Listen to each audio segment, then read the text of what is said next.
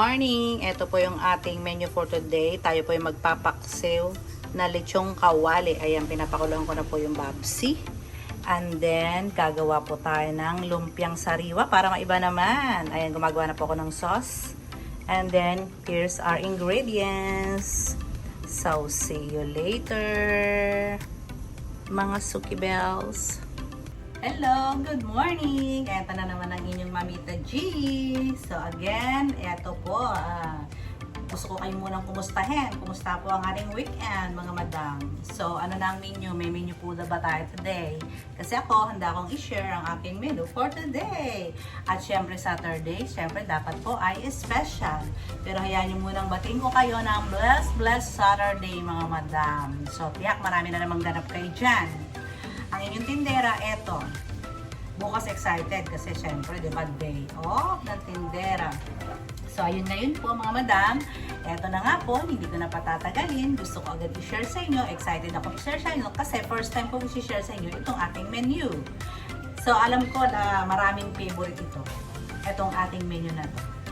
So, dalawang putahe lang po tayo for today kasi Saturday. Di ba sabi ko nga sa inyo, yung iba pag Saturday ay dahil family day, talaga pong nag-e-effort magluto. O di ba, baka yung iba diyan wala pang naiisip, kung di man bukas lutuin to or next Saturday or sa Monday, di ba? So yun po. Ang aking pong menu for today ay lumpiang sariwa.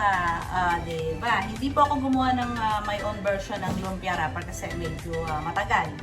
So, walang katuwang ang inyong tendera. So, ang binili ko po yung sa palengke lang na lumpia. Pero, mainit na mainit pa po siya kasi bagong luto ngayong umaga. So, ang gagawin ko rin po na lumpia ay hindi ubod. Singkamas. Ayan. O, diba? Masarap po ang singkamas. And then, ayan, may mga ingredients. Sa lahat po ay naka-ready na, mga madam. Para pagharap ko sa inyo, ay mabilis, di po ba? Siyempre, babalutin natin siya lalagyan natin siya ng lettuce or, ayan, balat ng lettuce, ayan, dahon ng lettuce. At ayan, makikita nyo naman mamaya yung ingredients, di ba? At habang ako'y naghihiwa, ako po'y gumawa na ng sauce. Ayan po, ito meron na po tayo naka-ready ditong sauce. Ayan. Actually, lalagyan ko na lang po siya ng slurry. Ang sauce po natin, mga madam, ay ang sukat po niya, 2 cups. 2 cups po ng water, 2 kutsarang cornstarch, and then lalagyan niyo siya ng sugar. Ang sugar po is 1/2 cup. Okay, and then ang soy sauce is 2 kutsara. And then bawang. So according to your taste na lang po kung gusto niyo siyang tamisan or laputan. At importante syempre ang slurry or ang cornstarch, pampalapot. Diba? At huwag kalilimutan ang oyster sauce. Yun po yung magpapalasa. So mga 4 na kutsarang oyster sauce sa 2 cup po ng water. Okay, so kung marami kayong gagawin, i-times nyo na lang. Kagaya ko, ayan. O diba, kakadaldal, overflow. So ayun, lalagay na natin yung cornstarch dito sa ating para lalamig na to kasi babalutin ko po to para po sa pag i-present natin sa bibili, nakabalot na po yung sauce dito. At i-cool down natin. Siyempre, hindi po natin siya mababalot nang hindi na-cool down.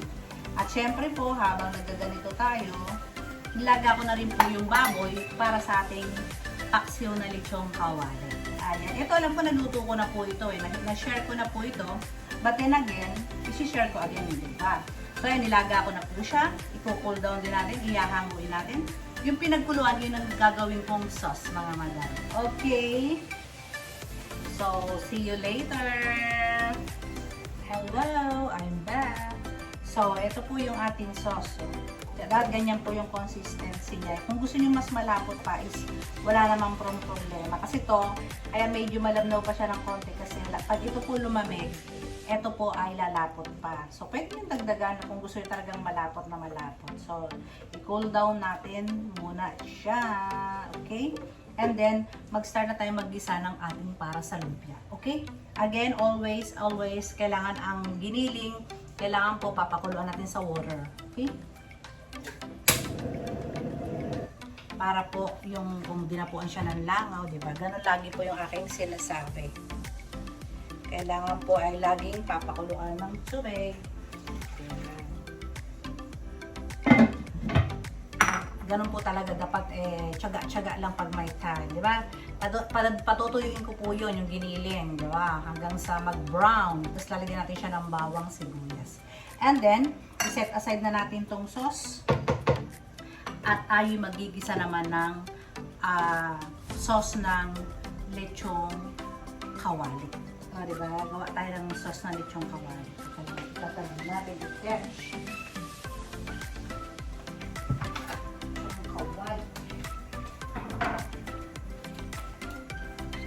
Kung saan po natin nilaga yung baboy, doon din natin ilulutuin yung sauce.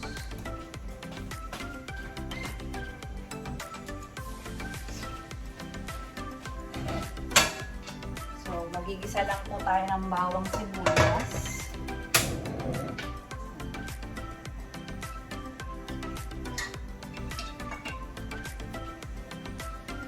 Konting oil.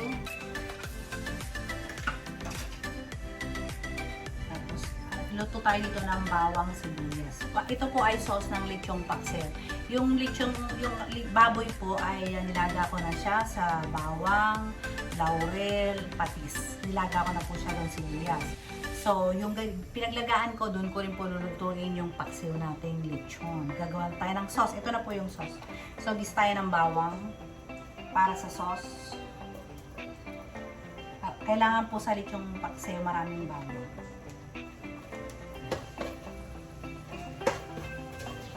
Yung bawang. Yan ang sekreto, maraming bawang. Tapos, ito yung ginagamit kong pangpalapot. Breadcrumbs po. O, baka naman, good life. So, yan po yung ginagamit natin na pangpalapot.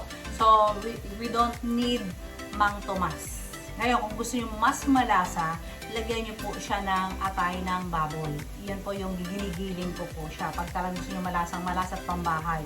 Ito po ay, dahil pang tinda ko po siya, lalagyan ko lang siya ng konting-konting atay din. Or kung ayaw nyo naman, lagyan nyo naman siya ng, ang tawag yan, rain liver spread. Yan. Depende po sa inyo kung gusto nyo ipa-special.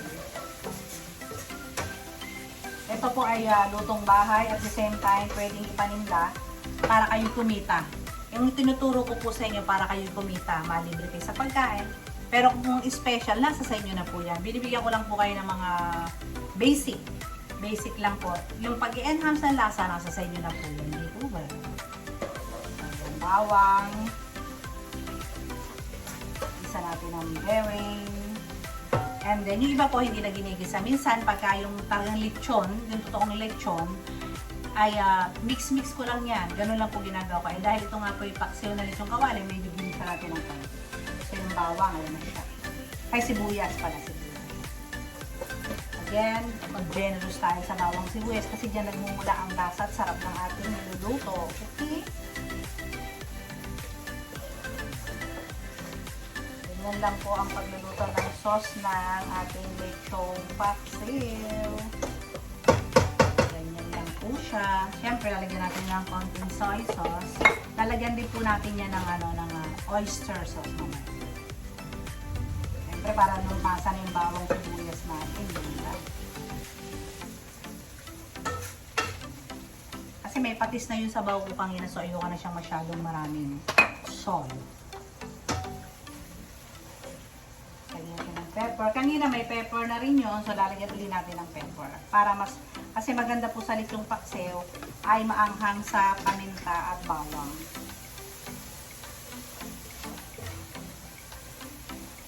Ayan.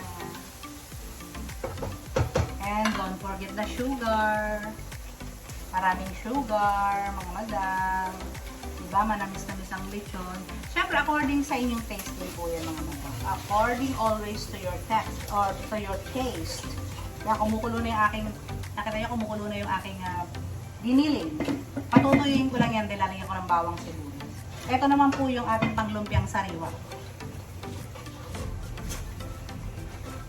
So, lagyan natin ng vinegar. Siyempre, pag paksiw may vinegar. Vinegar, wow. So again, according to your taste, kung gusto nyo maasim or hindi. So So, ayan, pakukuloyin ko lang siya. Tatanggalin natin yung asim. And then, ilalagay natin yung sabaw. Diba? Ang sarap ng amoy ng menu. So, ito naman natin ang ating giniling. Ayan, may tubig pa po yung giniling. Kadadry natin yan. Lagyan natin ng konting patis ang giniling para may lasa na po siya. Konting. Para may lasa. Yan lang po muna natin siya dyan. Set aside. So, kumukulo na po yung ating ginawang sauce. Lalagyan na natin yung ating mahiwagang sabaw. Ayan. Ito po yung pinaglagaan ko ng baboy. Kaya yung gagawin natin sauce ng lechon. Diba? Kasi sauce pa lang, ulam naman.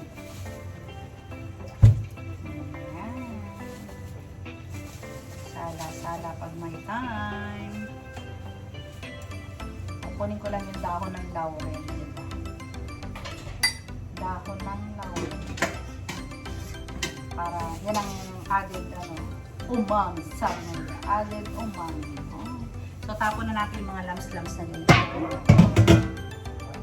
So, yan. Tatakpan natin siya para po kumulo na mabuti. Then, lalagyan natin na siya ng pampalapot na ating bread. So, mamaya, balikan ko kayo. Ayan back. So, ayan na po. Ito ay kumulo na yung ating sauce ng lechong paksiw.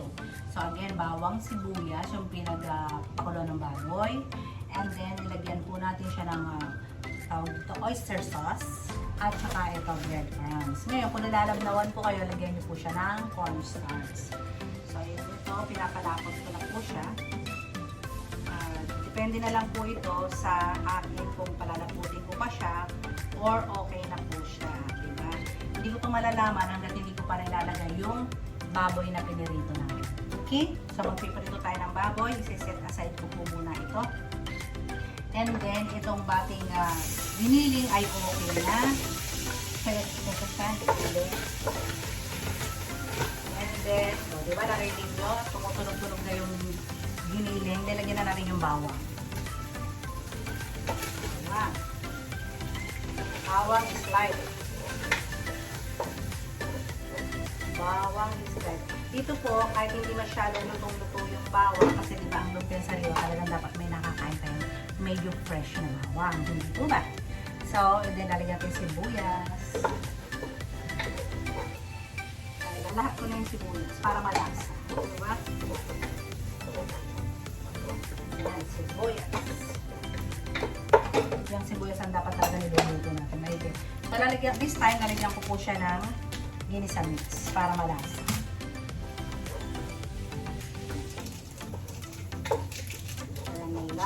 Malasa. At alam niyo ba kung ano yung sikretong malupit? Kaya masarap po yung ating lumpiang sariwa, mga madam. Ay dahil lalagyan po natin siya ng atay ng manok. I-try niyo po to, promise. Ay naku, masasarapan kayo, mga madam. So lalagay ko na po yung atay ng manok.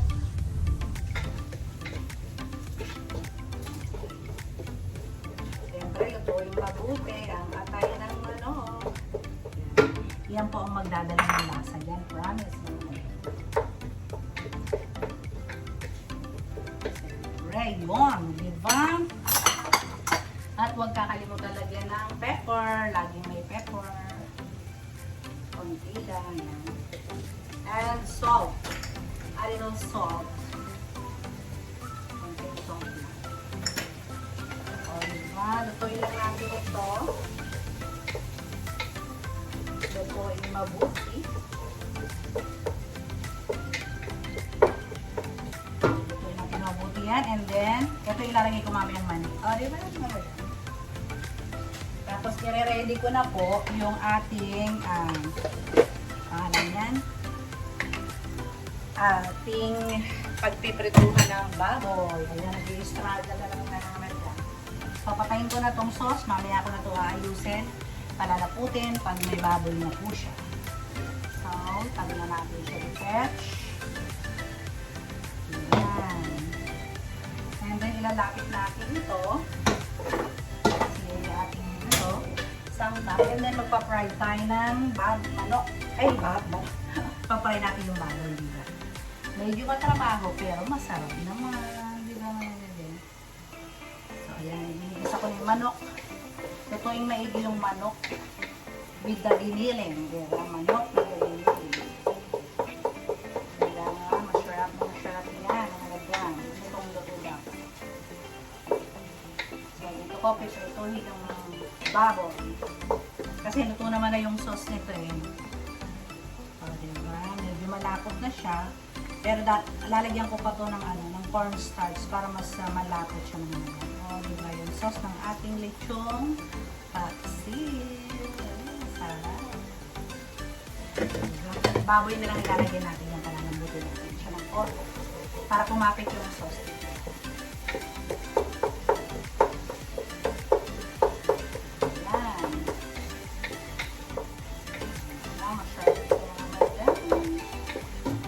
Ayan, kulong-kulo lang yung ating, mainit yung mantika. Lalagyan natin yung ating mantika for the frying of the baboy.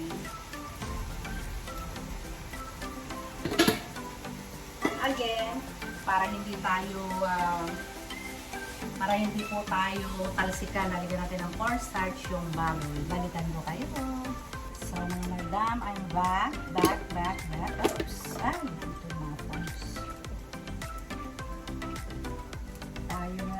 ay, ilalagay na natin yung singkamas. Let's put the singkamas. Medyo marami attach.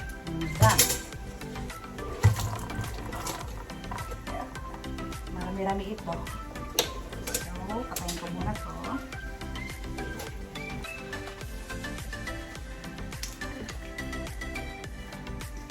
Binabad ko po ito magdamag sa tubig.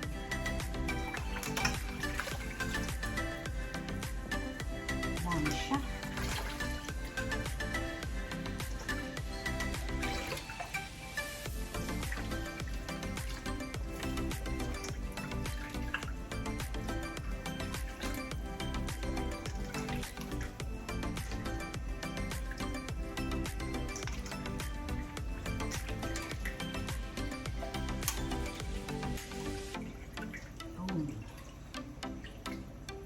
Lalaway na ba kayo magmadam? Excited na ba kayo?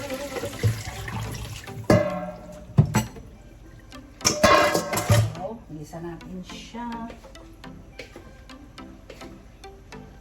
So, timplahan natin siya ng konting chicken powder. Diba? Para siya lang lasa lang na yan. Chicken powder. Konti. Mga isang kutsarang chicken powder para malasa. Para kumapit ang lasa. Dali lang naman ito mga madam.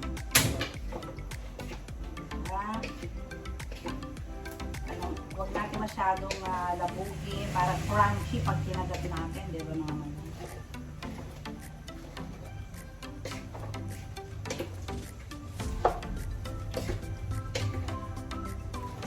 Hanggang matapos ay sundan niyo po ito mga madam. Dahil pa ako sikretong ilalagay dito.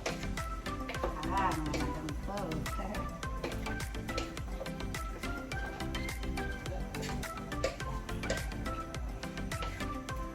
So, let's takip-takip.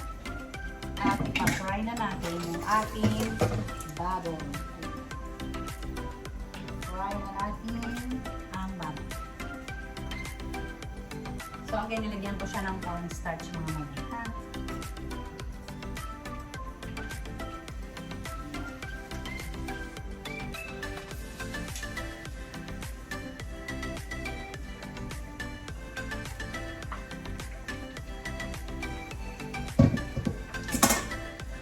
Lagyan natin siya dyan. Good luck. Pag hindi ako mag-struggle, so balikan ko kayo.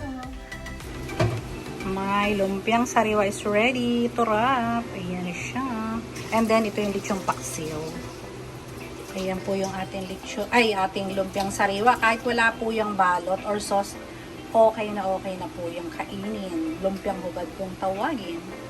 And then ayan, yung lechong paksiw natin. Hello, I'm back. So dito na po tayo sa final. Okay? So ayun po, naluto na natin ang ating lumpia singkamas. Okay? Ayan, makikita nyo naman po yung naluto ko ng itsura niya. Ayan, dapat ganito po yung texture niya. Ayan, diba? So, I'm ready to wrap na po siya. Ayan na, may lumpia ng proper. And then, ayan, ang ating so, susunod, gagawin naman natin, gagawa ko ng lumpia talagang egg wrapper. Okay? So, ngayon lang, wala kasing katuwang ang yung tindera. And then, ang sauce, nabalot na. And then, yung ating lechong paksiw, ayan. Pinalalambot ko lang or nire-reduce ko lang po yung sauce.